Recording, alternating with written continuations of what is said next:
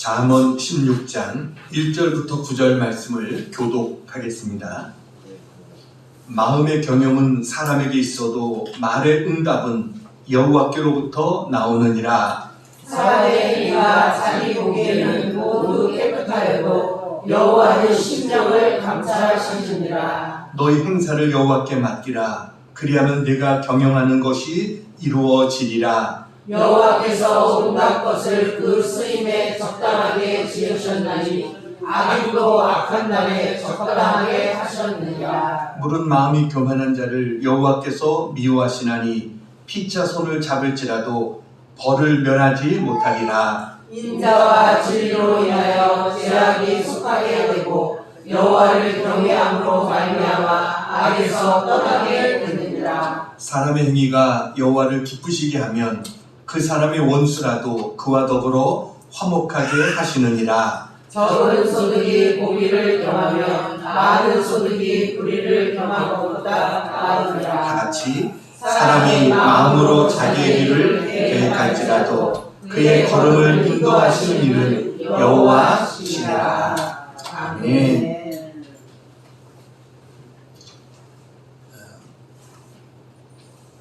어느 군인 집차가 시골길을 가고 있었습니다. 그런데 할머니 한 분이 머리에 무거운 짐을 지고 이렇게 가는 것이었어요.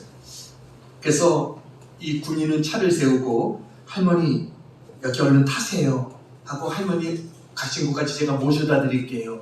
할머니를 차에 태웠습니다. 근데 조금 가다 보니까 뭐가 이상한 거예요. 보니까 할머니가 계속 머리에 짐을 계속 이고 있는 거예요.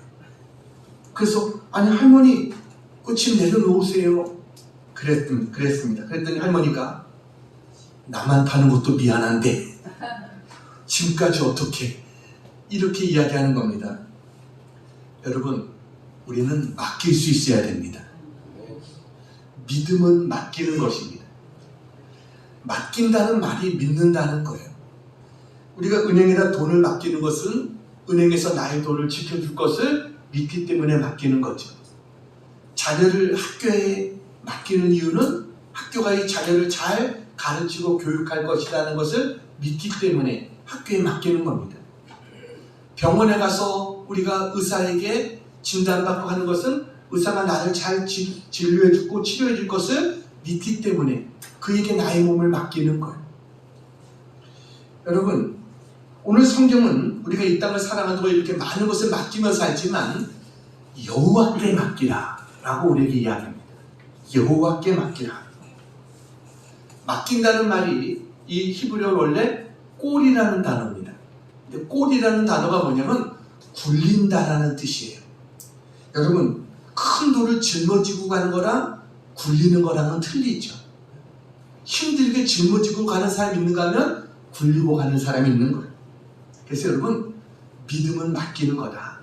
하나님 앞에 나의 짐을 굴리는 거예요. 맡기는 거예요. 성경에 맡기라라는 것이 많이 나오는데 오늘 대표적인 몇 가지 우리가 살펴보려고 합니다. 자, 우리가 무엇을 맡게 되느냐? 첫 번째 같이 한번 읽겠습니다. 시작. 모든 행사를 하나님께 맡기라. 오늘 3절 말씀 우리 같이 한번 읽겠습니다. 3절 시작. 너의 행사를 여호와께 맡기라. 그리하면 내가 경영하는 것이 이루어지리라. 행사가 뭡니까? 우리가 계획하는 모든 일, 이게 행사입니다. 그러니까 우리가 계획하고 내가 경영하는 모든 일들을 하나님께 맡기라. 그러면 하나님께서 이루어 주시겠다라고 약속하고 있어요. 우리 인간은요 내일 일을 알 수가 없습니다. 하루 동안에 무슨 일이 일어날지 5분 뒤에 무슨 일이 일어날지 우리는 알 수가 없습니다. 그렇지만 우리의 앞길을 아시는 분이 계세요. 그분이 바로 하나님이십니다. 욥기 23장 10절 같이 한번 읽겠습니다. 시작. 그러나 내가 가는 길을 그가 아시나니 그가 나를 단련하신 후에는 내가 순금같이 되어 나오리라. 내가 가는 길을 그가 아신다. 하나님 우리의 미래를 아십니다. 그래서 그 하나님 앞에 맡기라는 거예요. 우리의 가정 문제도, 자녀 문제도, 직장 문제도, 사업 문제도, 인간관계 문제도, 건강의 문제도 다 하나님 앞에 맡기라, 이렇게 이야기하고 있어요. 하나님은요, 나보다 나를 더 잘 아십니다. 그 하나님께서 우리의 인생을 주관해 주시기를 원하세요. 그래서 맡기라는 거예요. 우리의 아버지 되시기 때문에 우린 그 하나님 앞에 우리의 인생을 맡길 수가 있어요. 자, 1절 같이 한번 읽겠습니다. 1절 시작. 마음의 경영은 사람에게 있어도 말의 응답은 여호와께로부터 나오느니라. 말이 조금 어려워요. 새번역 성경에 보면 조금 더 쉽게 되어 있습니다. 자, 새번역으로 보겠습니다. 시작. 계획은 사람이 세우지만 결정은 주께서 하신다. 계획은 우리가 세우지만 결정은 누가 해요? 하나님이 하신다 라는 겁니다. 삼국지에 이런 이야기가 나옵니다. 이 장비의 군사들이 조조의 군사들에게 쫓겨서 겨우 숲을 속에 숨었어요. 그랬더니 뒤쫓던 조조가 이 숲풀에 불을 질러버립니다. 화공이죠. 그래가지고 장비의 군사들이 순식간에 다 전멸할 수밖에 없는 위기 가운데 처했어요. 근데 바로 그때 하늘에서 소낙비가 내리기 시작하는 겁니다. 승리를 눈앞에 뒀던 조조는 그것을 보고 탄식합니다. 그래서 지자막 여복자 이렇게 외쳤어요. 지자막 여복자. 이게 무슨 말이냐면 아무리 지혜 있는 자라도 복 있는 자만 못하다, 그런 뜻이에요. 그러니까 인간의 지혜가 아무리 뛰어나도 하나님의 역사는 소용이 없다는 거예요. 제가 인생을 살아가면서 한 살 한 살 나이가 늘어가면서 자연스럽게 배워지는 인생의 진리가 있다고 한다면 그것은 인생은 내 맘대로 안 된다라는 겁니다. 인생은 내 맘대로 되는 게 아닙니다. 세상에 아무리 똑똑한 사람이라고 그가 똑똑한 대로 모든 것들이 되어지는 것이 아닙니다. 하나님의 뜻대로 되어지는 것입니다. 그래서 고린도전서 1장 25절에 같이 한번 읽어볼까요? 시작. 하나님의 어리석음이 사람보다 지혜롭고 하나님의 약하심이 사람보다 강하니라. 인간의 지혜는 하나님의 어리석음만도 못하다는 겁니다. 그러니까 우리 인간이 아무리 똑똑하고 지혜로도 하나님의 발끝에도 미칠 수 없다는 것. 그런데 사람들은 자기의 지혜를 더 의지합니다. 자기의 물질을, 자기의 경험을 더 의지합니다. 여러분, 우리의 인생의 모든 것은 언제나 하나님의 손에 달려있다. 우리가 이 사실을 잊어서는 안 됩니다. 그래서 우리의 사사로운 지혜들을 다 내려놔야 돼요. 하나님이 주는 지혜를 받아야 돼요. 이것이 우리의 프랑스에 잔 칼망이라고 하는 할머니가 계셨습니다. 근데 이 할머니가 하나 아주 재미난 일화가 있습니다. 이 할머니가 90세가 되었을 때 이웃에 사는 47살 먹은 사람과 계약을 맺습니다. 그게 무슨 계약이냐면 할머니가 살아있을 동안에 이 이웃에 사는 이 사람이 할머니에게 매달 200프랑씩, 그때 당시에 돈으로 따지면 매달 한 40만 원 정도를 할머니에게 주기로 한 거예요. 그리고 할머니가 돌아가시면 할머니가 살았던 집을 갖는 걸로 그렇게 계약을 맺었어요. 그러니까 할머니가 한 1년 있다 돌아가시면 어떻게 돼요? 한 500만 원 정도의 집을 갖게 되는 거예요. 2년 있다 돌아가시면 1000만 원 정도의 집을 갖게 되는 거예요. 그런데 할머니가 100살이 돼도 끄떡이 없습니다. 110살이 됐는데도 팔팔하십니다. 옆에 사는 사람은 할머니가 빨리 돌아가셔야 저 집을 갖는데라고 생각했지만 할머니가 돌아가질 않아요. 120살이 됐는데도 안 돌아가시는 거예요. 47살 먹었던 이 사람은 30년을 기다리다가 77살에 죽었습니다. 할머니는 이 사람보다 2년 더 사셨습니다. 그래가지고 1997년 8월 4일에 122세의 나이로 세상을 떠났습니다. 다음 사진을 보여주세요. 바로 저 할머니십니다. 저게 121세 때, 생일 때 축하를 받는 그러한 장면입니다. 여러분, 그러니까 우리의 인생은 우리 뜻대로 되어지는 것이 아니에요. 하나님의 섭리와 계획대로 되어진다. 이 사실을 우리가 알아야 된다라는 겁니다. 근데 이 말을 오해하는 사람들도 있습니다. 그것이 뭐냐면, 야, 그러면 뭐 계획 세울 필요가 뭐가 있어? 어차피 주님이 다 알아서 하실 텐데. 이거는 잘못된 것입니다. 여러분, 계획을 세우는 것은 성경적입니다. 하나님도 계획을 가지고 움직이십니다. 그래서 우리가 성경을 보면 성경은 하나님의 계획을 우리에게 가르쳐 주시는, 이게 성경이에요.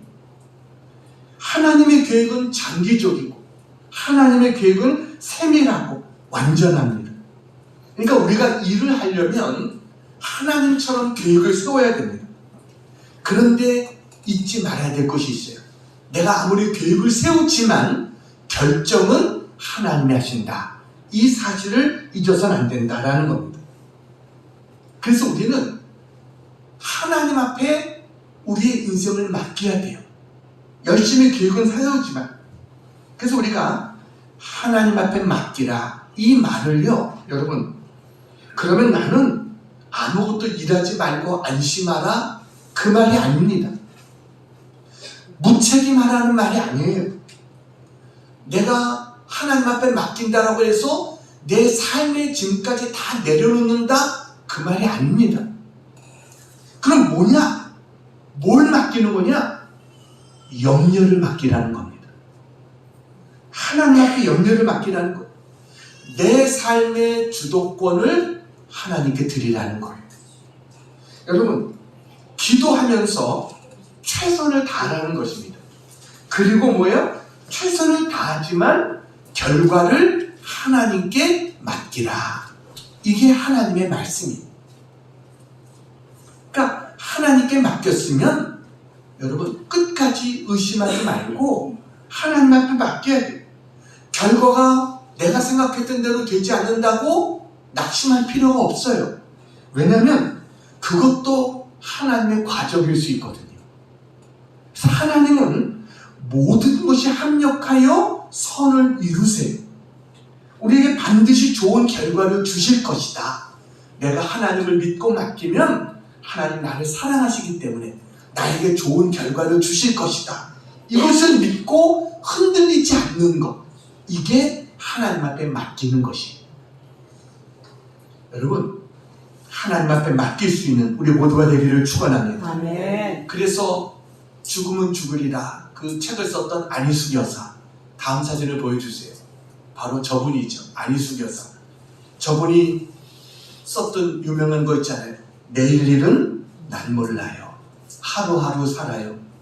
불행이나 요행함도 내 뜻대로 못해요. 험한 이 길 가고 가도 끝은 없고 험해요.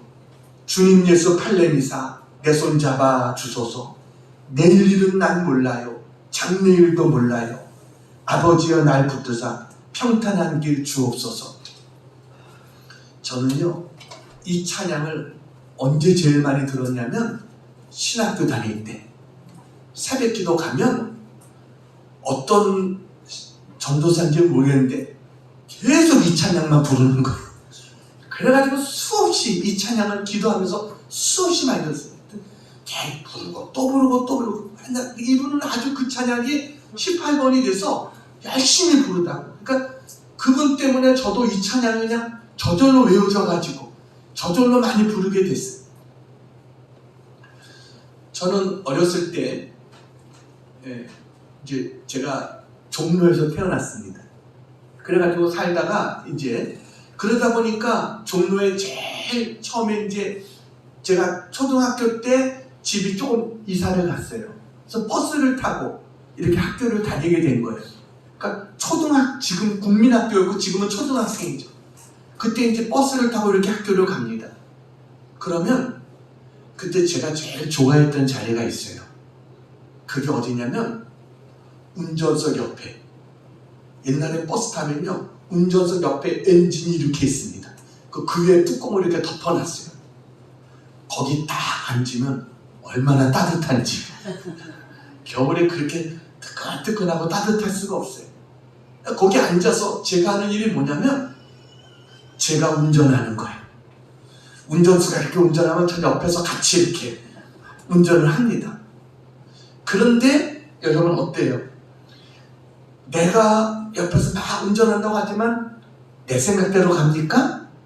아니요. 운전수 생각대로 가는 것이죠. 왜냐면 버스의 기사는 내가 아니라 운전수이기 때문에 그런 거예요. 잠언 기자는 우리에게 똑같은 이야기를 합니다. 9절 말씀입니다. 같이 한번 읽겠습니다. 시작. 사람이 마음으로 자기의 일을 계획할지라도 그의 걸음을 인도하시는 이는 여호와시니라. 그러니까 내 마음대로 열심히 운전하더라도 꼭 이 버스가 내가 원하는 대로 가는 것이 아니라는 것입니다. 왜냐하면 우리의 인생의 주인은 하나님이시기 때문에 그렇습니다. 하나님이 인도하는 대로, 하나님이 이끄시는 대로 우리는 결국은 가게 돼 있어요. 그래서 우리는 하나님 앞에 맡겨야 됩니다. 여러분, 오늘 잠언 기자였던 이 솔로몬은 우리에게 이야기합니다. 3절에 너의 행사를 여호와께 맡기라. 그리하면 내가 경영하는 것이 이루어지리라. 하나님 앞에 여러분의 행사를, 여러분의 모든 계획과 행사를 맡길 수 있는 그런 우리 모두가 되기를 축복합니다. 자, 두 번째 같이 한번 읽습니다. 시작. 무거운 짐을 하나님께 맡기라. 무거운 짐을 하나님께 맡겨야 됩니다. 자, 4절을 보면 4절부터 8절에 보면 여러 단어가 등장합니다. 4절을 보세요. 자, 거기 보면 빨간 글씨로 뭐라고 했어요? 악인도, 악인이란 말이 나옵니다. 5절 말씀, 마음이 교만한 자가 등장합니다. 7절 말씀, 원수라는 단어가 등장합니다. 8절, 적은 소득이란 말이 나옵니다. 여러분, 가만히 보면 이런 단어들은 우리에게 다 염려를 가져다 주는 단어들입니다. 악인, 마음이 교만한 자, 원수, 적은 소득.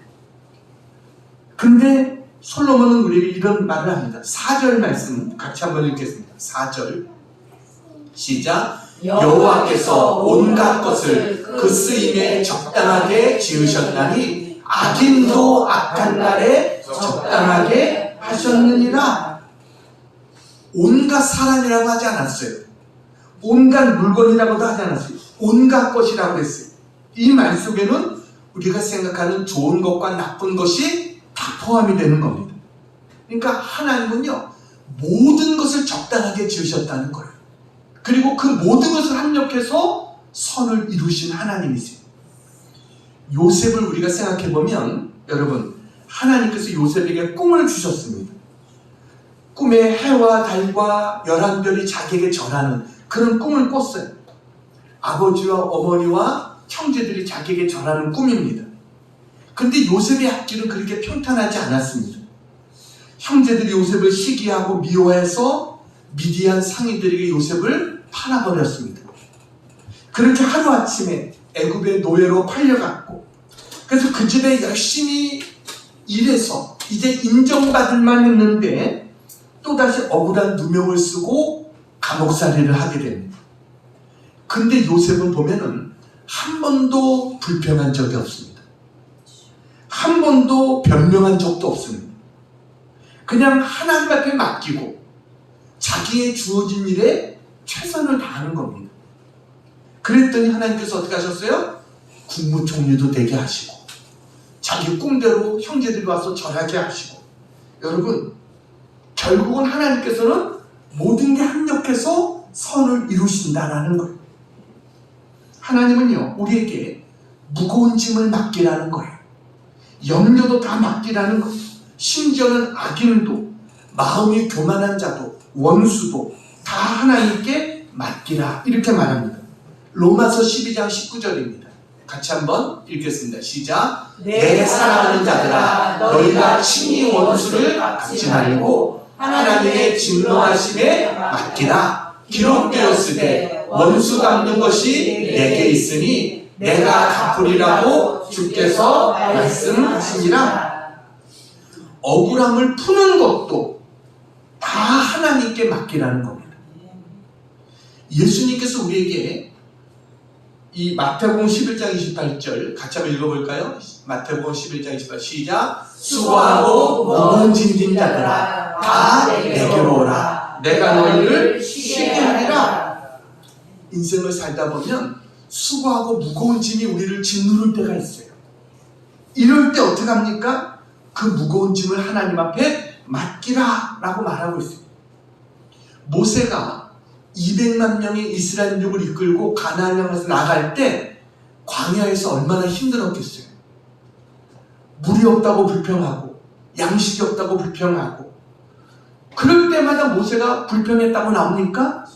아니요. 모세는 걱정하지 않습니다. 애굽에서 그들을 인도해 주신 하나님께서 광야에서 책임져 주실 것을 믿었어요. 그러니까 모세는 원망하지 않는 거예요. 불평하지 않는 거예요. 결국은 하나님 어떻게 하십니까? 광야 40년 동안 하나님이 책임져 주십니다. 우리의 염려를 다 하나님께 맡겨야 됩니다. 베드로는 베드로전서 5장 7절에 너희 염려를 다 주께 맡기라. 이는 그가 너희를 어떻게 해요? 돌보시리라. 우리를 돌봐주시는 분이 있다는 거예요. 그분이 바로 하나님이시다. 베드로는 이걸 믿기 때문에 내일이 자기 사역날인데도 편하게 잠을 잤어요. 여러분, 심지어 생명까지도 다 하나님 앞에 맡겼다는 거예요. 그러니까 그 상황 속에 잠이 오겠어요? 근데 베드로는 편하게 천사가 와서요 데리고 나가는데도 모를 정도로 그렇게 깊은 잠을 자고 있었던 사람이 베드로였다라는 거예요. 하나님 우리에게 말씀하십니다. 공중의 새를 보라. 들의 백합화를 보라. 심지도 않고 거두지도 않고 근데 하나님께서 다 먹이고 입히시지 않느냐? 하물며 너일까 보냐? 한 번은 어떤 그림을 봤는데 사자하고 그 다음에 이 아주 약한 그 사슴같이 약한 그런 짐승이 사자랑 같이 있는 그런 그림이 이렇게 그려 있는 거예요. 보면서 참 이상하다라는 생각이 들었어요. 아니 사자가 왜 저 사슴을 왜 먹지 않을까? 근데요 사슴은요 사슴이랑 사자 같이 있지만 사자가 사슴을 안 먹을 수도 있어요. 왜요? 배부르면 안 먹어요. 자기 배가 부르면 옆에 아무리 맛있는 것이 있어도 이렇게 걱정하지 않고 그러니까 사자는요 짐승들은 먹을 것 쌓아놓지 않아요. 아 이거 이제 내일 두면 모레 두면 또 먹을 거 없으면 먹어야 이러지 않아요. 다 맡기고 사는 거예요. 그래도 하나님 다 책임져 주시는 거예요. 근데 하물며 너일까 보냐?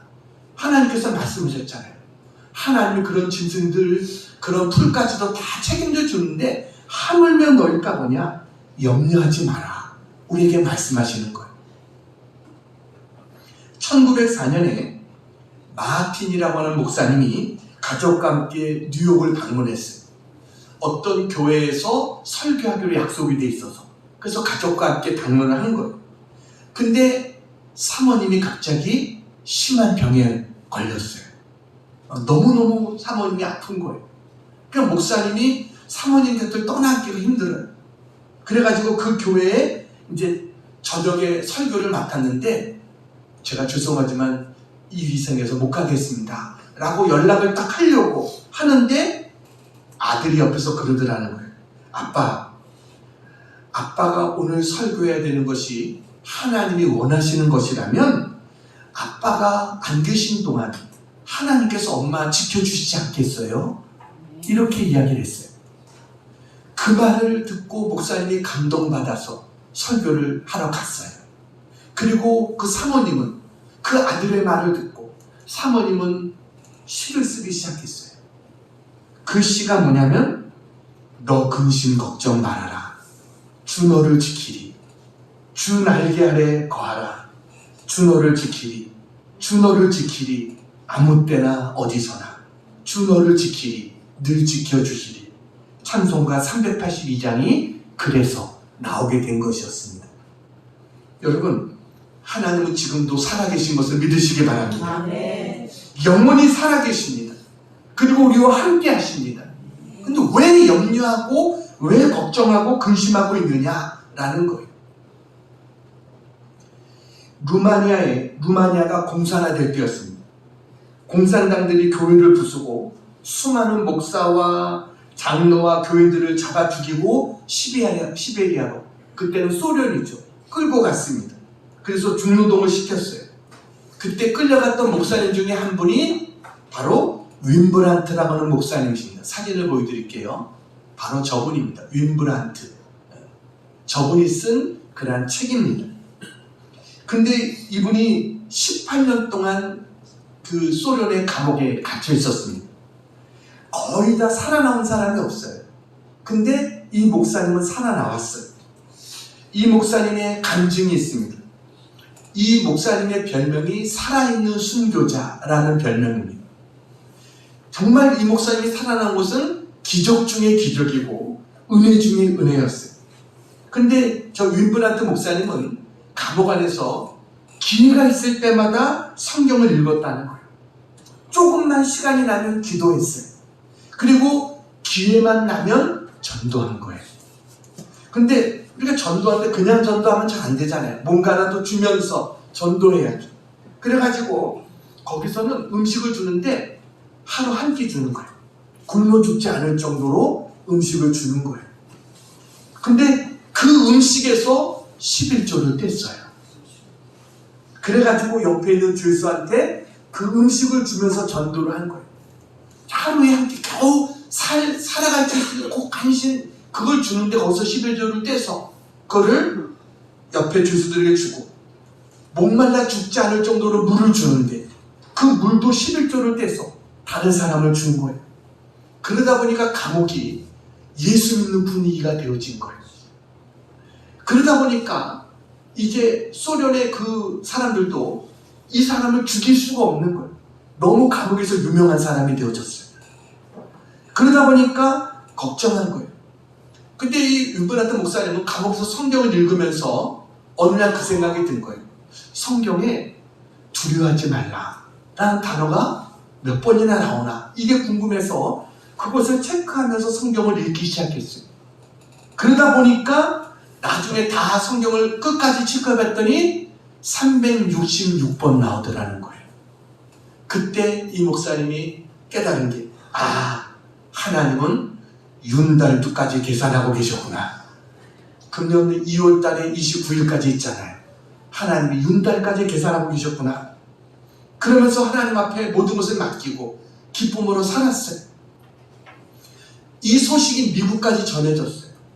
그랬더니 미국에 있는 그리스도인들이 소련의 협상을 제의한 거예요. 이 윈브란트 목사님의 몸값을 지불할 테니까 그분을 풀어달라, 이렇게 이야기를 했습니다. 그랬더니 소련이 엄청난 액수를 제시했어요. 근데 미국에 있는 기독교인들이 모금운동을 벌였어요. 그랬더니 순식간에 모금이 돼버린 거예요. 소련은 이 값을 지금 하겠어? 했는데 순식간에 그게 모금이 돼가지고 이 목사님이 18년 만에 감옥에서 나올 수 있게 된 거예요. 여러분, 하나님 앞에 맡길 수 있는 우리 모두가 되기를 축원합니다. 네. 수고하고 무거운 짐도 하나님 앞에 맡겨야 된다. 오늘 베드로전서 5장 7절에 말합니다. 너희 염려를 다 주께 맡기라. 이는 그가 너희를 돌보심이라.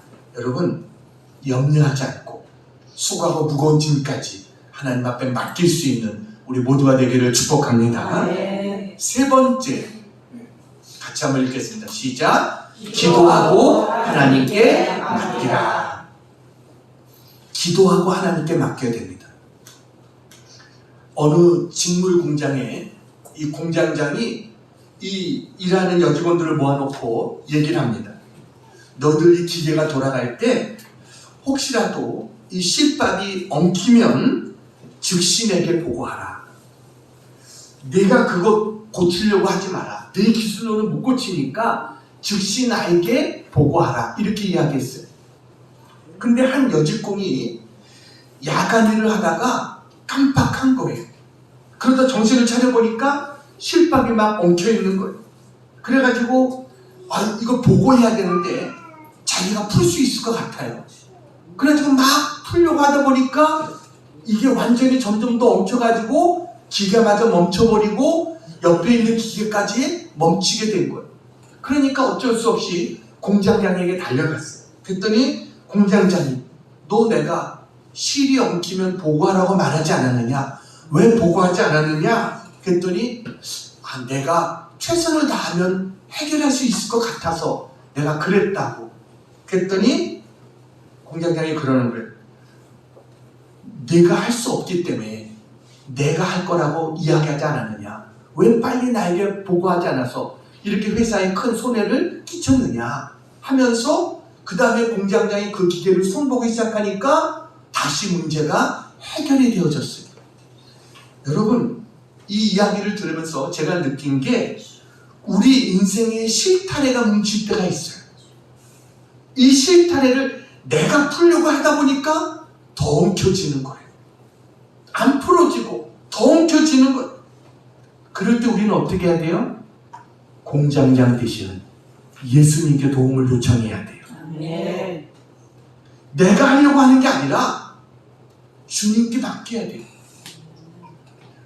예레미야서 33장 3절, 우리가 333 법칙이라고 말하는데 같이 한번 읽겠습니다. 시작. 너는 내게 부르짖으라. 내가 내게 응답하겠고 내가 알지 못하는 크고 은밀한 일을 내게 보이리라. 주님께 부르짖으면 주님이 해결해 주시겠다는 거예요. 오늘 1절 말씀에, 1절 말씀 다시 한번 봅니다. 1절 시작. 마음의 경영은 사람에게 있어도 말의 응답은 여호와께로부터 나오느니라. 말의 응답이 뭘까요? 말에 대한 응답, 기도의 응답을 말하는 것입니다. 문제가 있을 때 하나님 앞에 손 놓고 아무것도 하지 말라, 이게 아니에요. 기도하라는 거예요. 기도보다 큰 힘이 없어요. 이제부터 하는 얘기가 사실은 오늘 제일 중요한 얘기가 될 것입니다. 우리가 기도할 때 염려하지 말고 기도하라. 제일 잘하는 구절이 있죠. 빌립보서 4장 6절 7절입니다. 같이 한번 볼까요? 시작. 아무것도 염려하지 말고 다만 모든 일에 기도와 간구로 너희 구할 것을 감사함으로 하나님께 아뢰라. 그리하면 모든 지각에 뛰어난 하나님의 평강이 그리스도 예수 안에서 너희 마음과 생각을 지키시리라. 아무것도 뭐라고요? 염려하지 말라. 염려하지 말라고 말해요. 자, 그러면 우리가 염려하지 말고 하나님께 맡기라고 했는데, 그러면 어떻게 맡겨야 되느냐는 거예요. 하나님 앞에, 하나님, 내 하나님 앞에 다 맡깁니다. 이렇게 말하면 다 맡겨지는 겁니까? 하나님 앞에 내가 맡겨야 되는데 어떻게 맡길 수 있느냐? 자, 이것을 이제 하나님 주시는 말씀을 우리가 받으려고 하는 거예요. 그것이 뭐냐면 염려하지 말고 기도하라는 거예요. 일단 염려를 멈춰야 돼요. 왜 염려를 멈춰야 되느냐? 자, 베드로전서 5장 7절 봅니다. 베드로전서 5장 7절. 너희 염려를 다 주께 맡기라. 이는 그가 너희를 돌보심이라. 그랬습니다. 자, 그런데 저 9절 다음 절을 보면 8절을 보세요. 8절을 같이 읽습니다. 시작. 근신하라 깨어라. 너희 대적 마귀가 우는 사자같이 두루다니며 삼킬 자를 찾나니. 여러분, 마귀가 두루다니며 사자처럼 삼킬 자를 찾고 있다. 자, 마귀가 어떤 사람을 찾고 있을까요? 염려하는 자를 찾고 있다는 거예요. 염려하면 누가 찾아온다는 거예요? 마귀가 찾아온다는 거예요. 마귀가 내 때가 됐네? 하면서 마귀가 찾아오는 거예요. 그래서 일단 염려하지 마. 하나님 앞에 맡기는 것은 염려를 맡기는 거예요. 마귀는 지금도 삼킬 자를 찾는다. 마귀가 삼킬 대상은 염려하는 자다. 그러니까 우리는 염려를 기도로 연결시키는 게 중요합니다. 염려를 기도로 연결시키는 거예요. 자, 그러면 어떻게 해야 되느냐? 내 마음속에 염려거리가 생겼어요. 그럴 때 우리가 어떻게 해야 되느냐? 여러분, 하나님 앞에 나와서 너무 힘들면 소리도 지르세요. 찬양도 부르세요. 하나님 앞에 하나님 정말 도와주세요. 하나님 살려주세요. 하나님 너무 힘들어요. 하나님 앞에 소리를 지르세요. 그리고 찬양도 부르세요. 그렇게 하다 보면 여러분 정말 내가 하나님 앞에 이렇게 막 부르짖고 하나님 도와주세요, 살려주세요 하다 보면 내 마음속에 이제 기도가 조금씩 열려지게 돼요. 처음부터 기도가 열려지는 게 아니에요. 그러니까 기도를 해야 되는데, 염려하지 말고 기도해야 되는데 갑자기 기도가 잘 안 돼요. 그땐 더 안 돼요. 그럴 때 하나님 앞에 부르짖는 거예요. 그리고 찬양하는 거예요. 그러다 보면 한두 마디씩 기도가 나오기 시작해요. 이게 중요한 거예요. 한두 마디씩 기도가 나온다. 그러다 보면 하나님 앞에 내 사정을 정확하게 아뢰세요. 하나님, 제 문제가 지금 이렇습니다 라고 정확하게 아뢰는 거예요. 어떤 사람은 다 그거를 글로 쓰는 사람도 있어요. 그래서 하나님 앞에 그것을 계속해서 읽어도 좋아요. 그렇게 해도 좋아요. 그렇게 하나님 앞에 천천히 나의 사정을 하나하나 다 이야기하다 보면 나도 모르게 내 상황이 정리가 됩니다. 하나님이 은혜를 주시는 거예요. 그 문제에 대해서 내가 하나씩 정리가 되어지기 시작해요. 이게 하나님의 은혜예요. 그럼 하나님 앞에 기도하는 거예요. 기도하는데 어떻게 기도해야 되느냐? 여러분, 하나님 이 문제만 해결해 주시면, 이렇게 기도하지 말라는 겁니다. 하나님 앞에 기도할 때 제일 중요한 것은 뭐냐면 하나님이 응답해 주시는 대로, 하나님이 해결해 주시는 대로, 하나님이 인도해 주시는 대로 저는 하나님의 뜻인 줄 알고 하나님 앞에 순종하겠습니다. 이런 자세로 기도해야 돼요. 기도하면서도 하나님 앞에 하나님 이렇게 해주셔야 됩니다. 하나님 이렇게 해주셔야 됩니다. 하나님 앞에 기도하는 것은 올바른 자세가 아닙니다. 왜냐하면 그거는 뭐예요? 그거는 내가 이미 다 정해놓고 하나님이 그대로만 해달라 하는 것, 이거는 하나님 앞에 모든 것을 맡기는 것이 아니죠. 우리의 인생의 모든 것을 다 아시는 분은 하나님이신 거예요. 그러니까 내 계획대로 하나님 이렇게 되어져야 됩니다, 이게 아닌 겁니다. 하나님 앞에 믿음으로 맡긴다고 하면서 하나님 앞에 제한을 두면 안 되는 거예요. 하나님 모든 것을 아시기 때문에 하나님의 제일 좋은 길로 인도해 주실 줄로 믿습니다. 이렇게 하나님 앞에 기도하는 거예요. 하나님의 계획은요, 내 생각과 다를 수가 있습니다. 근데 지나고 나서 보면 하나님의 계획이 더 좋은 거예요. 내 생각이 옳은 게 아니라 하나님의 계획이 그게 옳은 것이고 그게 바른 것이었다라는 것을 알게 돼요. 바울 같은 사람도요, 하나님 앞에 열심히 기도했어도 안 들어주셨던 것들이 있어요. 육신의 가시를 뽑아달라 하나님 앞에 기도했지만 하나님이 그게 내게 있는 게 더 좋아, 그게 내가 더 교만해지지 않고 더 겸손하게 하나님 은혜가 더 내게 많이 머물 수 있는 거야, 안 들어주셨어요. 또 하나 안 들어주신 것이 있어요. 그것은 바울은 로마로 가서 복음을 전하고 싶었어요. 근데 하나님은 그 길을 막으시는 거예요. 근데 나중에 하나님이 길을 열어주셨는데 그 길은 죄수로 로마에 가서 재판받는 길을 열어주신 거예요. 근데 나중에 보면 그게 더 좋은 길이었어요. 바울이 생각했던 길이 좋은 길이 아니라 하나님이 계획하셨던 길이 더 좋은 길이었구나. 바울도 그것을 깨닫게 되는 거예요. 그러니까 하나님 앞에 우리는 맡기는 거예요. 하나님이 가장 좋은 뜻을 가지고 계신 줄로 믿습니다. 하나님 저에게 그 뜻을 보여주시옵소서. 그러면 제가 그 뜻에 순종하며 나가겠습니다. 이렇게 기도할 때 하나님이 더 길을 보여주시고 길을 열어주시게 되는 거예요. 근데 문제는 뭐예요? 기도하는데도 하나님은 잘 안 보이는 거예요. 내 환경은 계속 보이는 거예요. 이게 문제인 거예요. 그래서 기도할 때는 하나님 다 맡깁니다 했는데 눈을 뜨고 나면 하나님은 안 보이고 환경은 여전히 내 앞에 더 어려운 환경으로 계속 내 앞에 있고 이러다 보니까 다 맡겼다가 했다가 또다시 다 찾아가는 거예요. 하나님 앞에 맡겼다가 했다가 내가 그걸 다시 다 찾아가요. 그래서 성경은 뭐라고 말합니까? 아무것도 염려하지 말고, 염려로 끝이 아니라 염려를 안 하면 대신해야 될 것이 있어요. 그것은 기도와 간구로 너희 구할 것을 감사함으로 하나님께 아뢰라. 감사하면서 하나님께 아뢰라는 거예요. 이 말은 뭐냐면 염려가 차지했던 그 공간에 믿음으로 채워놓으라는 거예요. 그 공간을 감사로 채우라는 거예요.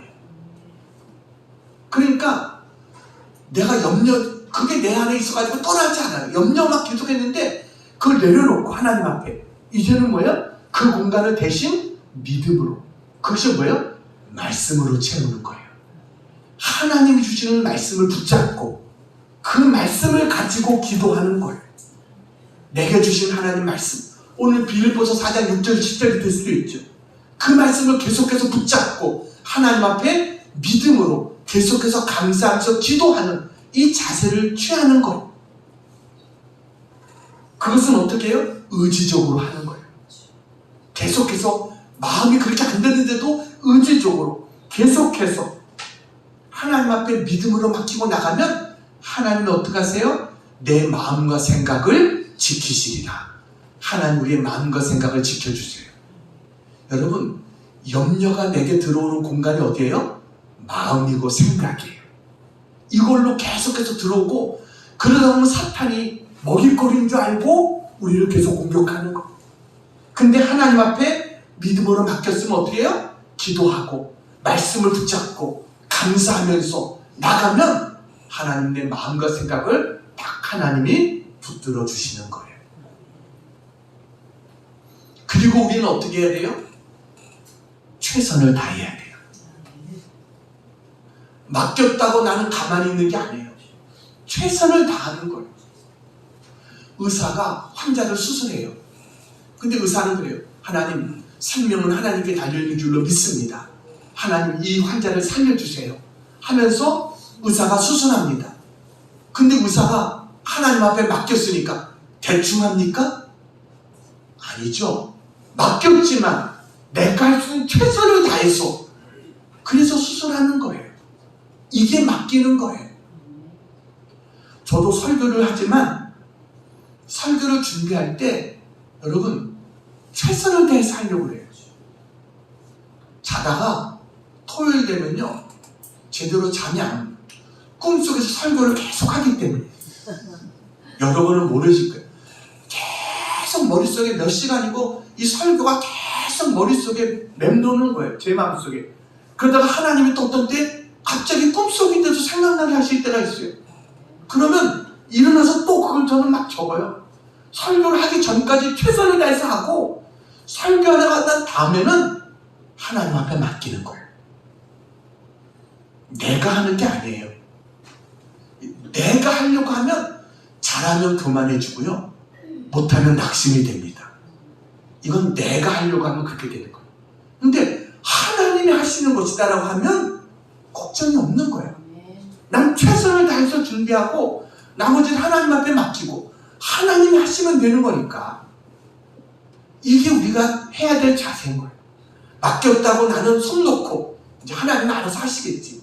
아무것도 안 하는 게 아니라 나는 120% 해야 되는 거예요. 더 열심히 최선을 다해서 더 하나님 앞에 맡기고 나갈 때 하나님이 역사하시고 하나님이 이루어주시는 역사가 나타나게 될 줄로 믿습니다. 아멘. 사진 하나, 그림 하나 보여드리겠습니다. 예. 저 그림이 아주 유명한 그림입니다. 프랑스 화가인 에밀 라누가 1881년에 발표했던 돕는 손이라고 하는 그림입니다. 저 바다 위에 지금 두 사람이 겨우 탈 수 있을 정도로 작은 배가 그려져 있습니다. 배 안에는 노인과 어린 소녀가 있습니다. 커다란 노가 있습니다. 할아버지와 이 소녀가 같이 노를 잡고 저어가고 있는 그런 그림입니다. 저 소녀도 열심히 노를 젓습니다.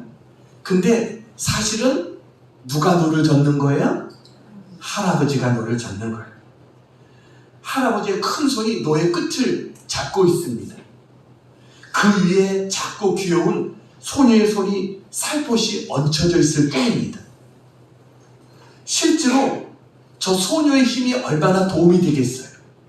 그렇지만 할아버지는 저 소녀를 흐뭇한 미소로 쳐다보고 있어요. 왜요? 할아버지한테 맡기고 나도 함께 할아버지를 도와서 함께 하겠다. 이 모습이 할아버지에게 기쁨이 되는 거예요. 할아버지에게 힘이 되는 거예요. 우리도 마찬가지다라고 생각합니다. 내가 노를 짓는다고 하지만 별 힘이 되는 게 아닙니다. 여러분, 하나님이 져주셔야 되는 거예요. 아멘. 새가 날개짓하고 자기 힘으로 날아가려고 하면 너무 힘든 거예요. 바람이 힘을 타면 쉽게 날아가는 거예요. 여러분, 내가 하려고 하는 건 아무것도 아니에요. 하나님이 하셔야 돼요. 그래서 여러분 내가 해본다고 해도 하나님 나는 별거 아닙니다. 저는 아무것도 아닙니다. 하나님 해주셔야 되고 하나님이 도와주셔야 됩니다. 이것을 믿고 하나님 앞에 맡길 수 있는 그런 우리가 되면 하나님께서 우리를 도와주시고 하나님 인도해 주실 줄 믿습니다. 아멘. 오늘 세 가지 말씀드렸습니다. 우리 하나님 앞에 맡겨야 된다. 첫째, 뭘 맡기라고요? 모든 행사를 하나님께 맡기라. 두 번째는 무거운 짐을 하나님께 맡기라. 세 번째는 뭐예요? 기도하고 하나님께 맡기라. 그렇게 하면 하나님께서 우리에게 평안을 주십니다. 그리고 우리의 문제도 해결해 주실 것입니다. 하나님 앞에 맡기며 살아갈 수 있는 우리 모두가 되기를 주님의 이름으로 축원합니다. 기도하겠습니다. 하나님께 모든 것을 맡기며 살기를 원합니다. 나의 염려거리도 맡기고 무거운 짐도 맡기고 나의 앞에 모든 계획과 모든 경영하는 것도 하나님 앞에 맡기기를 원합니다. 하나님 도와주시옵소서. 이렇게 생각하는 분들 한번 가슴에 손 얹고 기도하겠습니다. 같이 한번 기도합니다.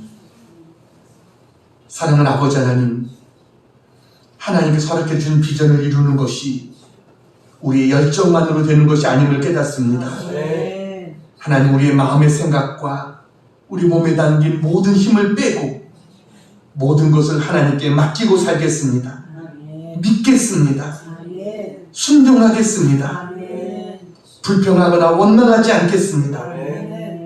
하나님, 언제나 하나님의 때를 기다리며 기도하며 흔들리지 않고 믿음으로 살기를 원합니다.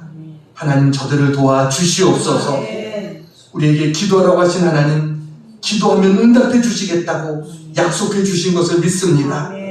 감사하며 하나님께 맡기며 기도할 수 있는 저를 되게 하여 주셔서 저들의 마음과 생각도 지켜주시고 저들의 길도 열어주시고 은혜를 더해 주시옵소서. 가정을 평안케 하여 주시고 일터가 안정되게 하시고 저들의 몸도 건강케 해 주시옵소서.